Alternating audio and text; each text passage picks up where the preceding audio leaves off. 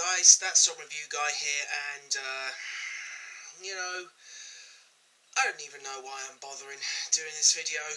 I really don't, but since it's been an inclusion on this channel for the last couple of years, I might as well. A little recap of this year's BRIT Awards 2017. As you can probably tell by my demeanour, I've got no sort of passion or enthusiasm of talking about the BRIT Awards this year. The BRIT Awards for me are like a tumour. It is a sickness, and I am sort of duty bound, I guess, to give my opinions of this year's BRIT Awards. I have no sort of emotion to this year's award ceremony whatsoever. It was so average, so dull, so boring, nothing noteworthy whatsoever to report back on. Nothing stood out whatsoever. Usually you have a couple of standout performances that are highly noteworthy and make the Brits somewhat memorable, but for me, the performances this year, they were good, a fair few of them, but like I say, there was nothing that was immediately stand out. Little Mix were fine. Emily Sandé, I thought was good. I liked the choreography of that performance. Bruno Mars, again, you're always going to get a solid performance from that guy. The 1975, I thought, did alright. I think that they have performed way better than what they did on the Wednesday just gone. It also kind of made me question why they had gospel singers on the stage, since you couldn't hear them whatsoever. Their voices had absolutely no influence on the song. Katy Perry, no breath control in her performance whatsoever. I kind of like the song. I really haven't given it enough listens to form a cohesive enough of an opinion on that track. Skepta was good, but I do question the decision of actually having him perform. Not that I'm saying that he shouldn't have performed, but if you're going to put on somebody whose performance includes swear words and you mute the performance multiple times, what's the point? It wasn't like it was a pre-watershed moment. He was put on after 9 PM, so what was the excuse of muting some of the vulgarity? I never understood that. It reminds me of when Kanye West performed a couple years ago, and I think about half of the performance had been muted out. It just you had a duet with Chainsmokers and Coldplay. God. Just average, I'd say. Ed Sheeran, again, like Bruno Mars, you can't go wrong with him. Robbie Williams ended the show nicely. I do admit I actually did like the Chris Martin duet with George Michael. I thought that was a nice little touch, a sweet little inclusion, and I did like the little tribute that former members of Wham gave George. That was probably the best part of the night. I thought it was a very sentimental, heartfelt little tribute to George. And yeah, like I said, I think it was the best part of the show. So that's a brief overview of the performances, but what about the awards? Well, as is per usual with a lot of BRIT Awards, the winners are highly predictable and usually you can see coming a mile away. And plus you can usually tell the categories where they just fill it in with whoever they can just to make up the 5 choices for that particular category, and nothing proved that more than with the opening award for British Female Solo Artist. When you have acts like Anoni, Leanne LaHavas and Nao in there, and they're going up against the likes of Ellie Goulding and Emily Sandé, you know that the first 3 mentioned don't even have a fucking cat in hell's chance of winning. And as was expected, Emily Sandé won, who had a pretty, of all things considered, poor 2016. Her lead single didn't even crack the top 20. The album really isn't all that great. Anoni, easily the most talented person on that list, didn't win. as to be expected, this is one of the reasons why I don't bother doing prediction videos for the Brits, because it's a waste of time. Things did improve in the next category for British group, which was won by the 1975, and I've got no problem with that. I would have understood Little Mix winning it simply because of all the groups in that category. They had the better 2016 in terms of sales and exposure. I would have absolutely kicked off big time if Bastille or Biffy Clyro had won.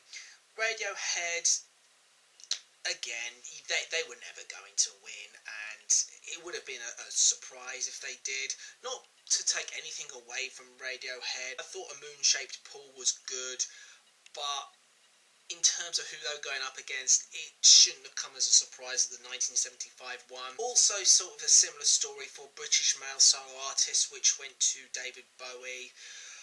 I thought the category for male solo artists was actually quite good in comparison. I mean, you had Michael Kiwanuka, who released the best album he's ever done.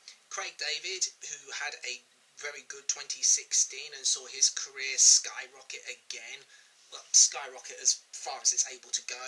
And you had Kano and Skepta. Again, I like the fact that the Brits recognised the strength of grime in 2016, because it was a great year for grime last year.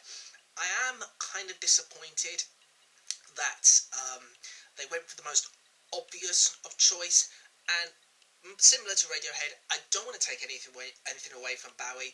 Black Star was a really, really good album, but it's something that I'll address a little later on, especially when we get to the Album of the Year award. In next category was the British Breakthrough Act. This went to Rag and Bone Man. This one I can't really put on the Brits themselves. This one was voted for by the Radio 1 listeners, and considering who he had to go up against, to be expected, I guess.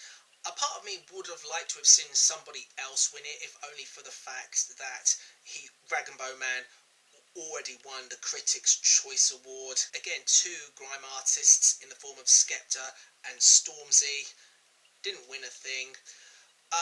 I do kind of question, though, the mentality of putting Skepta in it, not because he's bad in any way, shape or form, but Skepta isn't really new to these seas. He's been around for about a decade now, but it seems to me like because Konnichiwa was as good as an album as it was, and a lot of people like to shut down even though its performance in the charts was pretty poor, it's only now that they're sort of recognising, oh, he's a new artist, when in actuality he's not. He's kind of an old hand, if you want to put it like that. You know, as I say, he's been around a decade. Not surprised, though, that Rag and Bone Man won, as I said. Best British Single of the Year went to Shout Out to My Ex by Little Mix. And looking at the competition, really, it was one of three songs that could ever, in good grace, actually win. I do like the track. It is a great pop song. Again, for me, close competition may have been Him for the Weekend by Coldplay, which I do like. I personally would have liked to have seen James Arthur win it with Say You Won't Let Go, only because for me it was my favourite song out of the 10 that could have won. But looking at looking at the competition here, you have just a bunch of average to poor tracks that, honestly, if they had won, something would have been fucked up. The Brits Global Success Award went to Adele. Self-explanatory, don't need to cover that one all that much. And the next was International Male Solo Artist. Went to Drake. This shouldn't surprise me, simply because 2016 we couldn't get away from Drake, no matter how hard we tried to get away from Drake. 15 weeks at number one still fucking baffles me to this day. But considering the competition, you have four other artists who released albums that were unbelievably better than Views, because Views sucked balls. It only seems like Drake won simply because of how well his stuff sold last year, even if it didn't deserve it. What kind of pissed me off a little bit more wasn't even that. It was the fact that the next two categories were just skipped through completely. You know, if you watch the Brit Awards, you usually have the little music vignettes to show the nominees, and then you announce who's won. The next two categories of International Female Solo Artist and International Group completely bypassed. They didn't even bother with the vignettes. And when you consider that the International Female Solo Artist was one of, if not the strongest category this year, that, honestly, that shouldn't have happened. You could have easily have deleted two performances this year just to focus on those two categories. Especially when Beyonce won for Female Solo Artist. No problem with that at all. Although I do think that Solange did release the better album personally. Not only that, but a big part of me would have loved to have seen Christine and the Queens win, simply because it probably would have been the most unexpected of choices. But hey ho, you can't have it all.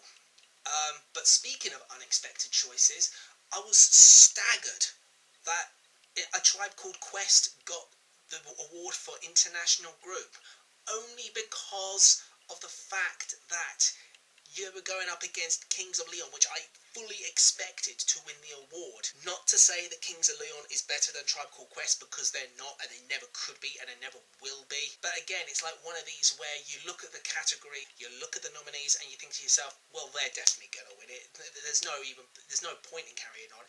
It's the one name which is the definitive winner, and then you just throw four in just to fill up the category. But no, I am surprised, yet happy, that A Tribe Called Quest won. I don't know why Drake and Future were put in there as a nominee. You know, just because you join up for a couple of collaborations doesn't mean that you are a group.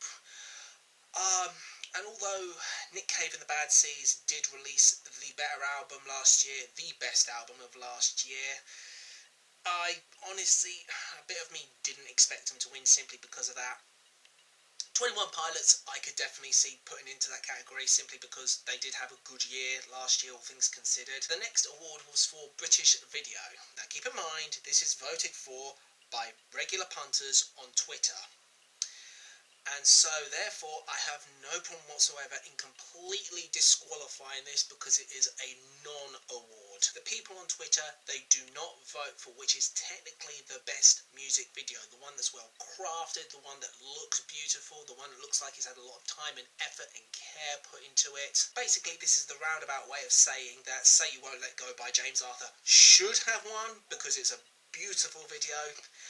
And it's also the short and round way of saying that One Direction won this award for their music video history, which I have not seen, I don't really wish to see. And like I said, I can disqualify this. People on Twitter are not going to be voting for a music video based on its quality. They're going to be based on which act they like the most. Simple as that. The final award, which is for British Album of the Year, which, again, unsurprisingly, went to Black Star by David Bowie. Now, I kind of have a mixed feeling about this. On the one hand, I'm happy because out of the albums that could have won, Black Star is the better album. But this is sort of similar to how I felt a few months prior at the Mercury Music Awards, when everyone expected Black Star to win, but Konnichiwa by Skepta won. And I was kind of not sure at first, but I could respect Mercury for not collapsing to what looked to be the obvious choice. Instead, they decided to go for something that was a little bit out of the box, a little bit different. And I think, all things considered, I'm very happy that Konnichiwa actually won that award. This time around, I would have respected the Brits even more if they had gone down that road again.